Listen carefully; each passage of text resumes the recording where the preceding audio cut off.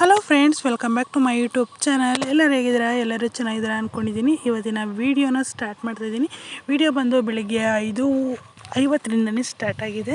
ಯಾಕೆಂದರೆ ನಮ್ಮ ಮಧುಗಿರಿಲಿ first time ಇಷ್ಟು ಜೋರಾಗಿ ಮಳೆ ಬಂದಿರೋದು. ನೋಡ್ತಾ ಇರ್ಬೋದು ನೀವು, ಬೆಟ್ಟದ ಮೇಲಿಂದ ಸ್ವಲ್ಪ ಜರಿ ಥರ ನೀರು ಬರ್ತಾಯಿದೆ. ಮೋಡ ಎಲ್ಲನೂ ಹೋಗ್ತಾ ಇರೋದು ಒಂಥರ ಎಷ್ಟು ಚೆನ್ನಾಗಿದೆ ಪ್ರಕೃತಿ ನೋಡೋದಕ್ಕೆ. ಅಂದರೆ ಬೆಟ್ಟದ ಹತ್ರ ಎಲ್ಲ ಹೊಗೆ ಥರ ಹೋಗ್ತಿದೆ, ಅದೆಲ್ಲ ಮೋಡ. ನೀರು ಕೂಡ ಬರ್ತಿದೆ, ನೋಡ್ತಿರ್ಬೋದು ಸ್ವಲ್ಪ ಸಣ್ಣದಾಗಿ. ಅಂದರೆ ಇದೇ ಫಸ್ಟ್ ಟೈಮು ಇಷ್ಟೊಂದು ಜೋರಾಗಿ ಈ ಥರ ನೀರೆಲ್ಲ ಹರಿಯೋ ಥರ ಬಂದಿರೋದು.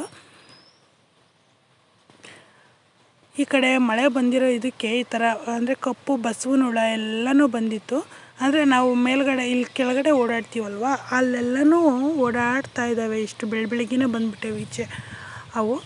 ನಾನು ಬೆಳಿಗ್ಗೆ ತಿಂಡಿಗೆ ಅಂತ ಹೇಳ್ಬಿಟ್ಟು ಚಪಾತಿ ಮಾಡಿ ಕ್ಯಾರೆಟ್ ಪಲ್ಯ ಮಾಡ್ತಾಯಿದ್ದೀನಿ. ಚಪಾತಿ ಕಲಿಸ್ಬಿಟ್ಟು ಇದಕ್ಕೆಲ್ಲ ಎಣ್ಣೆ ಹಚ್ಚಿ ಮಡಚಿ ಇಟ್ಟಿದ್ದೀನಿ. ಸ್ವಲ್ಪ ಹೊತ್ತು ಇಟ್ಟರೆ ಅದು ಚಪಾತಿ ಚೆನ್ನಾಗಿ ಬರುತ್ತೆ ಅಂತೇಳ್ಬಿಟ್ಟು ಈ ಕಡೆ ಕ್ಯಾರೆಟು ಮತ್ತು ಹೆಸರು ಬೇಳೆನ ಒಗ್ಗರಣೆ ಹಾಕ್ಬಿಟ್ಟು ಬೇಯೋದಕ್ಕೆ ಇಟ್ಟಿದ್ದೀನಿ. ಅದು ಬೆಂದಾದಮೇಲೆ ನಾನಿಲ್ಲಿ ಕೊತ್ತಂಬರಿ ಮತ್ತು ಕಾಯಿ ತುರಿ, ಸ್ವಲ್ಪ ಮಸಾಲೆ ಪೌಡರ್ ಇರುತ್ತೆ ಅಲ್ವಾ, ಈಗ ಅಂದರೆ ಇದಕ್ಕೆಲ್ಲ ಬಳಸೋ ಅಂಥ ಮಸಾಲೆ ಪೌಡರು, ಚಿಕನ್ಗೆ ಬಳಸೋ ಅಂಥದ್ದಲ್ಲ, ಧನಿಯಾ ಪೌಡರ್, ಮಸಾಲೆ ಪೌಡರ್ ಬೇರೆ ಇರುತ್ತೆ.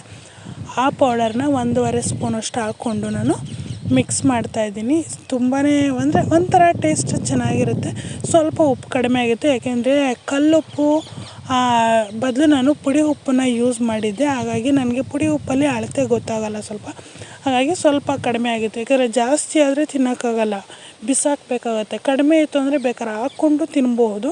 ಹಾಗಾಗಿ ನಾನು ಸ್ವಲ್ಪ ಪುಡಿ ಉಪ್ಪನ್ನೇ ಸ್ವಲ್ಪ ಕಡಿಮೆ ಹಾಕಿದ್ದೆ. ಸ್ವಲ್ಪ ಉಪ್ಪು ಕಡಿಮೆ ಆಗಿತ್ತು ಅಷ್ಟೇ, ಬಟ್ ಟೇಸ್ಟ್ ಮಾತ್ರ ಉಪ್ಪು ಹಾಕಿದ್ಮೇಲೆ ಸಖತ್ತಾಗಿತ್ತು.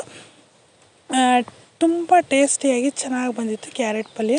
ನಾವು ಮಾಡೋದು ಇದೇ ಥರ, ಅಂದರೆ ಇದನ್ನು ಹೆಸರುಬೇಳೆ ಹಾಕ್ತೇನೆ ಕೂಡ ಮಾಡ್ಬೋದು, ಬಟ್ ಅದು ಚೆನ್ನಾಗಿರುತ್ತೆ ಒಂಥರ. ಅಂದರೆ ಬರೀ ಕ್ಯಾರೆಟೇ ಪಲ್ಯ ಚೆನ್ನಾಗಿರುತ್ತೆ. ಇದು ಹೆಸರುಬೇಳೆ ಹಾಕೋದ್ರಿಂದ ಸ್ವಲ್ಪ ಗ್ರೇವಿ ಥರ ತಿಕ್ಕಾಗಿರುತ್ತೆ ಅಂತ. ಈ ಕಡೆ ಚಪಾತಿ ಕೂಡ ಸುಡ್ತಾಯಿದ್ದೀನಿ.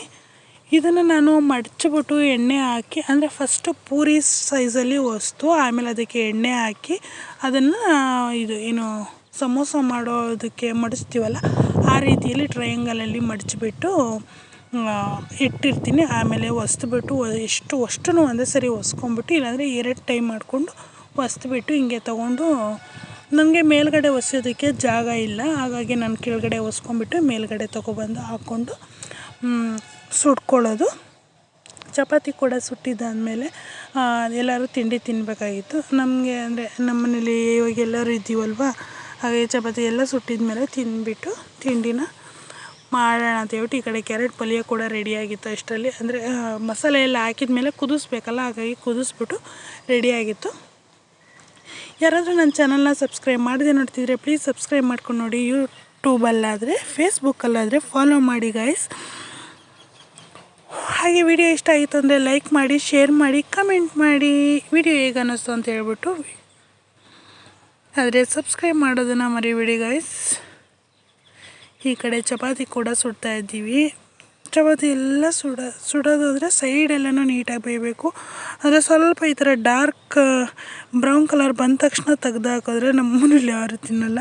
ಸ್ವಲ್ಪ ಅಂದರೆ ರೋಸ್ಟ್ ಥರ ಮಾಡಬೇಕು, ಆಯಿಲ್ ಹಾಕ್ತೇ ರೋಸ್ಟ್ ಆಗಬೇಕಂದ್ರೆ ಎಲ್ಲ ಜಾಗದಲ್ಲೂ ಈ ಥರ ಬ್ರೌನ್ ಬಂದ್ರೇ ಅದು ಬೆಂದಿದೆ ಅಂತ ಗೊತ್ತಾಗೋದು. ನಾನು ಅಂದ್ಕೊಂಡಿರೋದು. ನಮ್ಮನೇಲಿ ಅದೇ ರೀತಿಯೇ ನಾನು ಸುಡೋದು. ಹಾಗಾಗಿ ಈ ಕಡೆಗೆ ಪಲ್ಯ ಆಗಿ ಮತ್ತು ಚಪಾತಿ ಕೂಡ ಆಗಿ ಪ್ಲೇಟ್ಗೆ ಹಾಕ್ತಾಯಿದ್ದೀನಿ ಎಲ್ಲರೂ ತಿನ್ನೋದಕ್ಕೆ ಅಂತ ಹೇಳ್ಬಿಟ್ಟು. ಈ ಕಡೆ ಮಾವಿನಕಾಯಿ ತಿನ್ನಬೇಕು ಅಂತ ತುಂಬಾ ಆಸೆ ಆಗ್ತಿತ್ತು. ಹಂಗೆ ಪಾರ್ಕ್ ಹೋಗಿದ್ವಿ. ಪಾರ್ಕ್ ಹೋಗಿದ್ದ ಕಡೆ ಅಲ್ಲಿಗೆ ಒಂದು ಗಿಡದಲ್ಲಿದೆ, ಅಂದರೆ ಕ್ವಾರ್ಟರ್ಸಲ್ಲಿ ಮುಂಚೆಯಿಂದ ಬೆಳೆದಿರೋ ದೊಡ್ಡ ಮರ, ಅದಕ್ಕೆ ಕಲ್ಲು ತಗೊಂಡು ಎಷ್ಟು ಕೆಡ್ಕೊಂಡು ಬಂದ್ವಿ ತಿನ್ನೋಣ ಅಂತ ಹೇಳ್ಬಿಟ್ಟು. ಬಟ್ ಹುಳಿ ತಿನ್ನೋಕ್ಕೆ ಆಗ್ತಾಯಿರಲಿಲ್ಲ. ಆದರೂ ಅದು ಎಲ್ಲ ಉಪ್ಪು ಖಾರ ಎಲ್ಲ ಹಾಕಿದ ಮೇಲೆ ಗೊತ್ತಾಗಿದ್ದು ಹುಳಿ ಆಗಿದೆ ಇದು ಜಾಸ್ತಿ ಅಂತ. ತಿನ್ನೋಕ್ಕಾಗಲಿಲ್ಲ, 1-2 ಪೀಸಷ್ಟು ತಿಂದ್ಬಿಟ್ಟು ಸುಮ್ಮನಾದ್ವಿ.